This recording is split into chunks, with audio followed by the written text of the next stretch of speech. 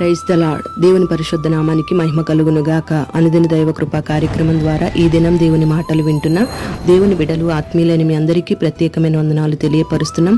దేవుడు మిమ్మల్ని దీవించి ఆశీర్వదించును గాక. దేవుడు గడిచిన 7 మాసాలు మనల్ని కాపాడి ఈ 8వ మాసంలోకి దేవుడు మనల్ని ప్రవేశపెట్టారు. ఈ నెలంతా కూడా ఆయన ఉన్నతమైన కాపుదల దేవుడు మనకు తోడుగా ఉంచి మనల్ని నడిపించును గాక.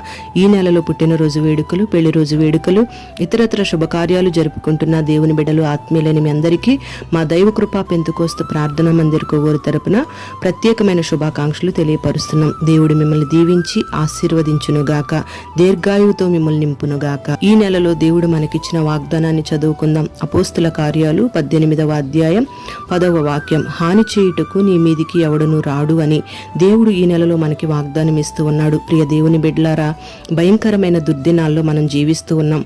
ఎటు నుండి ఏ కీడు సంభవిస్తుందో తెలియని పరిస్థితులు, దేహానికి హాని కలుగుతుందో కుటుంబానికే హాని కలుగుతుందో తెలియని పరిస్థితుల్లో మనం ఉంటూ ఉన్నాం. నదుల వలన, ప్రకృతుల వలన, దొంగల వలన, స్వజనుల వలన, అన్యజనుల వలన, కపట సహోదరుల వలన హాని కలుగుతున్న పరిస్థితులను మనం చూస్తూనే ఉన్నాం. దైవజనుడైన పౌలుకు కూడా దేవుని సువార్తను ప్రకటిస్తున్నప్పుడు, దేవుని కొరకు నిలబడి బ్రతుకుతూ ఉన్నప్పుడు ఎంతో మంది హాని చేయడానికి వచ్చారు, శరీరాన్ని గాయపరిచారు, ఎంతగానో శ్రమ పెట్టారు. అయితే దేవుని కొరకు నిలబడ్డాడు గనుక ఎంతగా శ్రమ పెట్టబడ్డాడో అంతగా దేవుని ఆదరణను పొందుకున్నాడు.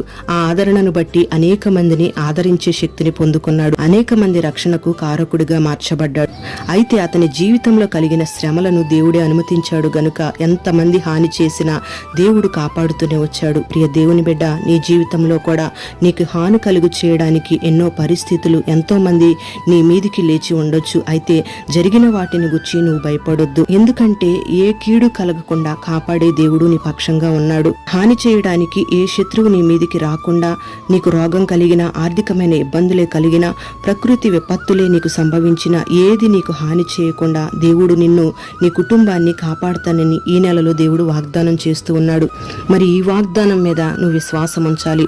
మరి ఈ రాకడ దినాలలో నమ్మకంగా దేవుని కొరకు బ్రతుకుతూ, నీతిగా యథార్థతగా జీవిస్తూ, దేవుని మాటను బట్టి ధైర్యం తెచ్చుకొని, దేవుని సహాయం కొరకు, దేవుని కార్యాల కొరకు ఎదురు చూస్తున్న నీ మీదికి ఏ హాని కలగకుండా దేవుడు ఈ నెలంతా నిన్ను కాపాడి సంరక్షించబోతూ ఉన్నాడు. మరి ఈ వాగ్దానాన్ని నమ్మి విశ్వసించి ఈ వాగ్దాన ఫలాన్ని నువ్వు అనుభవించుదువుగాక.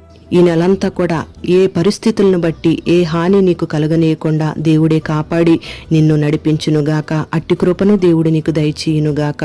ప్రార్థన. పరిశుద్ధుడవైన తండ్రి, దయగలిగిన దేవా, నీకు స్తోత్రం చెల్లిస్తున్నాం. ఈ దినం ఈ మాటలు విన్నని బిడ్డలందరినీ మీరు ఆశీర్వదించండి. హాని చేయుటకు నీ మీదికి ఎవడునూ రాడు అని ఈ నెలలో మీరు మాకు వాగ్దానం చేస్తూ ఉన్నారు. నీ బిడ్డలు గతించిన దినాలలో ఎన్నో హానికరమైన పరిస్థితులను అనుభవిస్తూ వచ్చారు. ఇక అటువంటి పరిస్థితులు నీ బిడ్డల జీవితంలో కలగ నీ బిడ్డల్ని మీరు కంచి వేసి కాపాడండి. హాని చేయడానికి ఏ పరిస్థితులు నీ బిడ్డలకు ఎదురవుతున్నా ఆ పరిస్థితులన్నిటినీ మీరు అణచివేయండి. వ్యతిరేకంగా ఏ మనుషులు బిడ్డల మీదకి లెగుస్తూ ఉన్నా వారందరినీ మీరు అణచివేయండి.